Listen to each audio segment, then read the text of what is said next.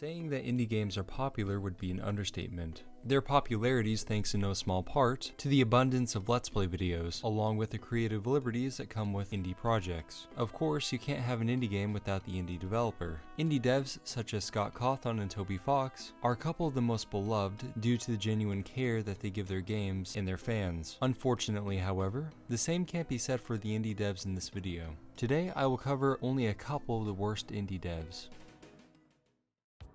If you have been on the internet long enough, chances are you have heard of the game Yandere Simulator, a Hitman-style anime game from the perspective of a high school girl. The goal of the game is to stop any other student from getting in the way of you and your senpai, someone the main character has an unhealthy obsession with. This next controversy will be related to one of the many fan games, one being titled Love Letter. But before I get to that, I will briefly cover the legend of Yandere Dev, often regarded as the worst indie developer of all time. In 2014, a demo for Yandere Simulator was created by Alex Mahan, also known online as Yandere Dev. After its initial rise in popularity, he received lots of support from his crowdfunding efforts. If he met his fund goal, he promised he would finish the project as quickly as possible, which foreshadows his habit of empty promises. Unfortunately, it wasn't long before things started to fall apart. The Yandere Simulator situation is an infamous example of what not to do when making an indie game. Firstly, Alex had been working on the game since 2014. Meaning the game has been in development longer than most stream viewers have been born. A large reason for this is due to his coding skills being less than ideal. In addition to his messy practices, he claims that he barely has time to work anymore. So, is it due to personal stuff? A job? Maybe even another project? Nope, it's emails. In a now deleted video from 2015, he stated that he spends 8 to 10 hours a day having to go through his inbox, and they aren't even important ones either. He just describes them as annoying children being stupid. Receive an avalanche of emails every single day.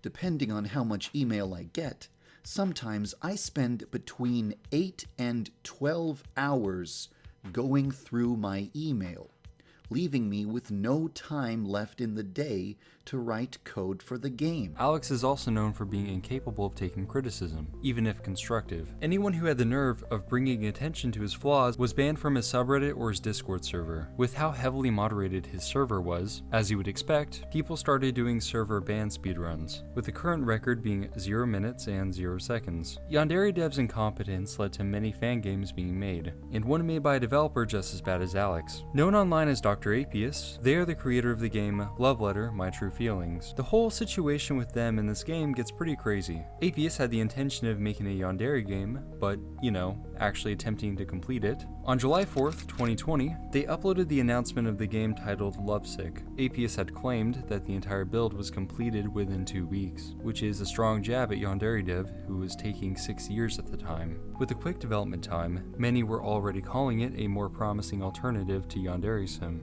DrApeis seemed determined to deliver a quality experience for all to enjoy, and his tenacity led to a lot of praise. But, as you can imagine, Yandere Dev was not too happy about any of it. The game was a major threat to Alex's image, so Alex reaches out to Apius over Discord, and things, unsurprisingly, do not end up well. It gets to a point where Alex threatens to end his own life in an attempt to guilt trip Apius. If you are aware that your project is having many destructive consequences on another person's life, how can you possibly continue? Don't you see how harmful and damaging this is for me? If the cost of Yandere Simulator was ending a person's life, I'd cancel development. If there are tens of hundreds of thousands of people who are tricked into thinking we shouldn't support Yandere Dev because Lovesick exists, then there is zero chance that the crowdfunding campaign will be a success. Then Yandere Simulator can't exist. Your project is an existential threat to my project, and it's not because you're completing a product, but because your project enables multitudes of people to feel justified in treating me like garbage, or withdrawing their support, all because they have misconceptions about how game development works. After the conversation was made public, #RipYandereDev started trending on Twitter, referencing his attempt to shame Apius with the threat of ending his own life. Apius was now motivated to finish the game out of pure spite, rather than making a better game for the Yandere community. It was after this event, however, when the cracks began to show. Apius formed a small team and 2 Discord servers were created. One called Love Letter, My True Feelings, a public server meant for fans, and another called Volunteer Love Letter Server, which was for the team working on the game. The recruiting process is very inconsistent, however. According to an ex-volunteer, Some candidates were given a brief introduction, while others were recruited with little background check or relevant experience, which, as we will soon discover, had pretty detrimental consequences. A week after the trailer was published, things began to get a bit scummy with DrApeis. This first situation involved several Discord mods on the volunteer server. One of the moderators one day posted a pretty important screenshot in the mods channel. Apparently, a member of the yandere Discord server had speculated that DrApeis was actually the same person as the user Narwhals Are Falling. For context, Narwhals Are Falling is the creator of another yandere game titled Heartbreak. The game failed after he gave up on the project along with his volunteers. A few of the same ones now working on Love Letter. During Heartbreak's development, from what I've gathered, Narwhal wasn't a very likable character,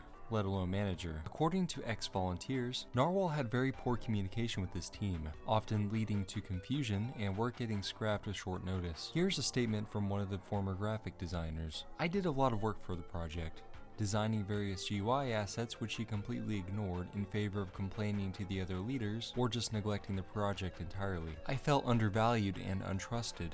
He treated us like children who couldn't live up to his hotshot indie developer expectations. Whenever I tried to advocate for transparency, I was either blanked or told to deal with the problem myself. We weren't good enough for him. We were never good enough." Anyway, shortly after the screenshot was posted, Nar responded, "Narwhals are falling. Okay, I'm done.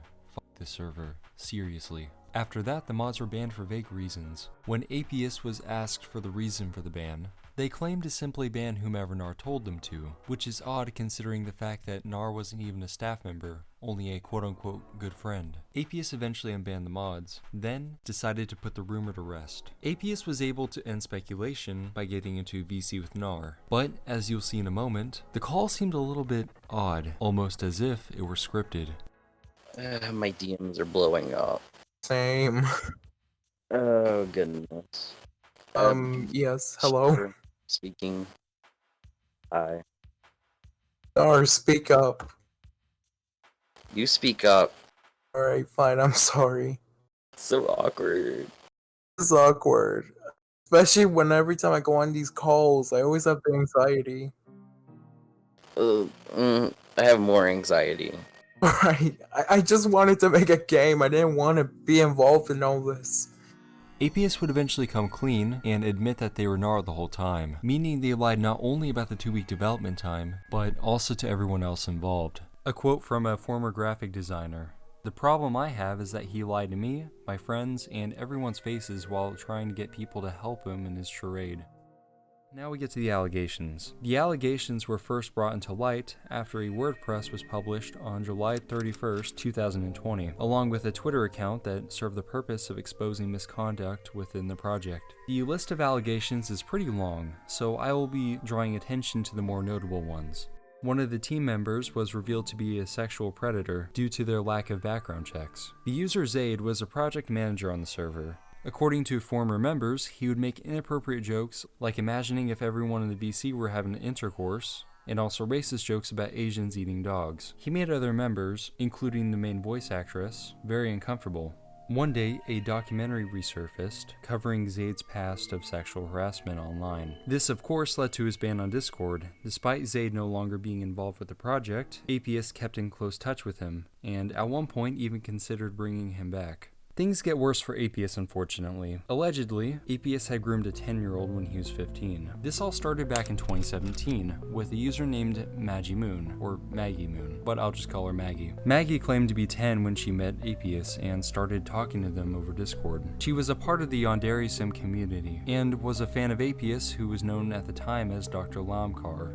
DrApeis: "Hey, Maggie, you know who I am, right?" DrApeis: "Oh, should I? Does this give you a hint?" "Does what give me a hint?" "I'm finding the pic for your hint. Wait. Hi, your mods are great. 11 out of 10. Thanks. I especially like the PHS. Thanks. Sigh, I'm so cringe, aren't I?" "Nah, you're not cringe. I never really talked to a fan this much before. I guess you're a special one then." Lol, true, limo. It's not long before DrApeis asks for her age. "Oh, you're 10. Okay. I suppose you can say that. But I'm 10 and a half. My birthday is in October." "Oh, so you're gonna be 11. Cool. I don't mind that you're 10, lol. You probably think that I do, but I really don't. I am just a chill dude. Oh, finally, someone who's normal. One of the first instances of DrApeis being a weirdo was when they told Maggie about how they stole someone else's pornography on a flash drive, literally day one of their conversations. I don't think I want to say, that's fine with me. Well, I'm still gonna say, it was kind of rude of me to do. I went looking into this dude's laptop today because he said he wanted Yonsim, so I looked inside of it and gave him Yonsim. And I snooped around a bit. I found his dick picture. It was awkward. I just shut his laptop and left. Holy shit. Oh god, are you shitting me? You looked through a dude's photo? Hey, if you saw that and had a flash drive plugged in, wouldn't you take the chance? And here's another example of DrApeis making more sexual jokes. Juicy spoilers, me love. You know what else is juicy? Sexual joke incoming! I'm sexually perverted in the mind. I see. I hope that doesn't affect our friendship. The next day, DrApeis straight up sends porn to the kid without warning and asks for her opinion on it. Did you enjoy seeing it or not? I deleted it because, you know. Yeah, well, but answer that question. Did you enjoy it or not? That a yes? Just answer yes or no. No. The next day, Maggie shares a special fan video that she made for DrApeis. And, as expected, they made yet another sexual joke, saying that they prefer if one of the characters was masturbating everywhere. Pretty good. You should have included Osana jerking everywhere in the bathroom instead of drowning her, but oh well. Their quote-unquote friendship begins to falter once DrApeis receives an email from a company interested in partnering with. Maggie was concerned about DrApeis/Lomcar losing interest and abandoning her, and sure enough, she was eventually proven right. Over the next few months, DrApeis had continued their habit of being unable to talk about anything that wasn't sexual. I'm not a virgin, so I don't need porn. Oh yeah, because you lost your virginities. Yes, whenever I was 9. That's too young. How did the guy suck your dick, FFS? Not really. How did you suck his dick, FFS? WTF? Lol. We, just did stuff. A few months later, DrApeis continued to send more graphic content. While the victim had received lots of backlash at the time, it's worth pointing out that Maggie was only 10, and you can tell by the messages that she didn't quite know what she was getting herself into. This allegation has been confirmed by multiple former devs and later by DrApeis himself. In a document addressing the allegations, did you talk explicitly to a 10-year-old when you were 15? Yes, although I don't remember much of that age, there is evidence of it, so it must be true. When I look back at those screenshots, now I feel more disgusted with myself more than anything. I don't know what led me to do that, what caused it to happen, but it happened, so I cannot change that. I have apologized to the individual and I hope they're doing okay now. After they had addressed all the allegations, things were not going well for the project at all. Many staff members had been leaving, and with the project far from completed, it was time to pull the plug. On September 23, 2020, DrApeis announced the cancellation of Love Letter. In the video, he discusses his mental health decline during the project and apologizes for some of his actions. Hello everyone. Welcome to a disappointing video that I know most of you didn't want to see. I don't have the same love and care that I had for this project that I had a month ago. My mental health has been on a downhill drive and it's caused me to really reflect on myself. And since I haven't been able to sleep due to my increased insomnia, I've been having negative thoughts and began to act on impulse to certain situations. Now it has come time to say goodbye to Love Letter and goodbye to the yandere genre. I will say that I respect the fact that, unlike others, and especially Yandere Dev, they were transparent about the allegations, taking full responsibility before leaving the internet. With a popular game that appeals to a young audience, they often want to partake in these communities by joining the official Discord. And unfortunately, there are some low-life indie developers who are aware of this, and in the case of The Isle, this leads to nothing good. The Isle is an open-world indie game, with the main objective being to survive in a world inhabited by dinosaurs. The game was published in 2015 by a small team of a little over 20 people. It was directed and created by Donald Witch III, also known as Dondy online. The guy is not the most competent dev. In fact, he is often compared to Yandere Dev for his toxicity, and you'll see why shortly. Dondy is close friends with Chris Wilstock, also known as Paradigm Shift. Based on Chris's multiple social media accounts, he also went by the alias of Spartan5150. so keep that in mind. First, I'll start with the creator Dondi. From what I've gathered, he's a pretty aloof person toward a lot of the players. Members of the community also describe him to be lazy, selfish, manipulative, guilty of embezzling money from the project, and a womanizer. Much like yandere dev, he is incapable of not getting repulsive when faced with criticism. The worst case of his incompetence involved the YouTuber Pesky. Pesky is a gaming content creator who mostly plays dinosaur games like The Isle. He was intentionally blocked from taking part in early access for the Avrima update. For context, Avrima started after a falling out with one of the key programmers, going by the name Deathly Rage. Despite Deathly working on the game from the very beginning, Dondi had claimed that Deathly had simply lacked efficient coding skills. With that said, Dondi's story may not be entirely true. You see, after Deathly was kicked, he went on to create Path of Titans, a game that is praised for being a more polished alternative to The Isle. For Dondi's story to be fabricated would not be out of character for the other devs. According to a Reddit user who has worked with both Dondi and Deathly, I can say that you should just crumple up anything that the IL team / Dondi has said about Deathly and throw it away.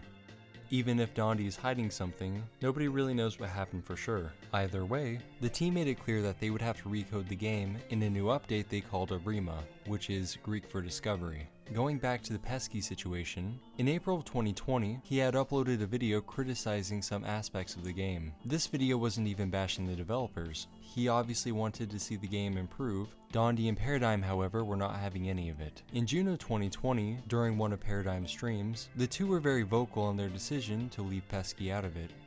Make Pesky a content creator. No. Do you want to handle Pesky or do you want me to handle Pesky? As far as the people asking about Pesky for content creator. That's the guy who made the Anki is not a bad animal and basically wrote a hit piece about Brian while saying, "Oh, I'm sorry, I'm not actually trying to BM Brian." No, any person who makes obvious flame bait content like that to shit on one of our developers has no space in my mind from now until the day I die as being a content creator for us. So you can just revel in the fucking bed you have made and enjoy that. That's on you, bud. Yeah, I know that it's probably not going to be popular with whatever 4,000 people who subscribe to him, but I don't care. It's less that like people have made controversial content about our game before and we don't really give a shit. It's when you go, hey, I'm not trying to attack this one guy and then be a shitbird the entire video. Like I'm normally the gentle one on the team, but I was the one who initially said no to Pesky when I was asked about it, because until some kind of interaction happens, there's like some form of genuine apology for the amount of bullshit that Brian got after that video came out by people being fucking trolls and dickheads. Like, I'm sorry, I have zero sympathy. One of the devs were apparently under fire after the video was uploaded. It wasn't long before Pesky made a response video. He apologizes to the dev and explains his original intentions. This of course led to a lot of controversy among fans, more notably in the comments of the response video. This legit made me lose respect for Dondi and the devs. No one is allowed to have an opinion anymore. Mighty ironic that the IL dev team calls people out constantly, but the minute somebody does the same to them, they feel attacked, shaking my head. Bruh, I've just lost what little respect I had for Dondi. Later that year on August 3rd is when things really started to fall apart, when some really disgusting things were revealed about one of the devs. Reddit user Sweet Gaben, one of the moderators on the IL subreddit, left a cryptic announcement before stepping down. I will keep this as short as possible. Today, after much thought and some discussion with the other kids, I have decided that I can no longer support this game. Due to reasons I cannot reveal here, certain users will know what I'm talking about. I no longer wish to be associated with this title or its development members. I have removed the game from my Steam library permanently. Believe me whenever I say, it is not the community. Signing off now. I stayed a while longer to try and keep things clean, but I really don't have it in me to care anymore. I just wanted a dinosaur game, man. Under the same post, user Darth_EA encouraged others to look at his previous comments, and it is quite disturbing. Based on what he had alleged, Dondi was a pretty awful person. Apparently, he was proud of bullying vulnerable people in suicide, an emotional abuser to his employees and friends, in addition to being a sexual harasser. In the same post, Paradigm Shift was exposed for aggressively approaching girls as young as 15 in the dinosaur game community, trying to get them to join his polyandrous harem. A large reason as to why he was able to do this was due to his power dynamic, as he had a very high position in the development team. Apparently, it had been a running joke among members of the Taco and Banana Gmod roleplay server that Par was a pedophile. Par's allegations were supported in the form of a screenshot featuring him sending a picture of his ET finger to a 16-year-old girl, along with requests for nudes. The community manager Punch-a-Packet addressed the allegations on the Isle Discord server. Hey Islanders, for the sake of honesty and transparency, I'd like to let you all know that we're aware of the rumors being propagated against a member of our staff, and we're currently in the process of exploring all available avenues to both correct the fallacies brought about this situation and defend those affected by it. While this is actively being worked upon, we ask that you remain respectful and decent in the community Discord and other social media outlets, and would strongly urge you to stay away from any and all involvement with those trying to instigate, propagate, or otherwise take advantage of the scenario with a negative result or malicious intent in mind. Dondi was also pretty indifferent to everything that was unfolding. On a leaked VC call, he didn't want to take any legal action until there's irrefutable evidence, which is completely fair. When it comes to a situation of, hey, this simple accusation can go and destroy somebody, I'm not going to sit there and be like, yes, let's dogpile, let's have the opportunity to instantly ruin someone's life, because it is not something you recover from. Even if proven completely innocent of it, that is just, you're tarnished forever. So my genuine opinion of it is I would love for the evidence to come to me. Someone give me that irrefutable. No one has. Every other instance where someone has gone, there's a sexual predator in the Isles community, the first thing they do is start slamming Punch's inbox with the irrefutable proof, which is why I have my reservation. Eventually, Paradigm was placed on leave 3 days later. In regards to claims involving Paradigm Shift, we are placing him on leave pending the outcome of the legal investigation into the events alleged to have occurred in 2015 and the circumstances therein. The safety of our community is our top priority. Please respect the privacy of all parties involved. Even after these events had transpired 3 years ago in 2020, the IL still could not escape controversy. Despite the game being out for 6 years, the IL was still in beta, which is almost comparable to Yandere Simulator. With that said, the community is still active today, and Dondi eventually stepped away from the project. And that concludes only a couple of the many indie dev weirdos on the internet. If you liked the video, let me know. I hope you enjoyed, and I'll see you later.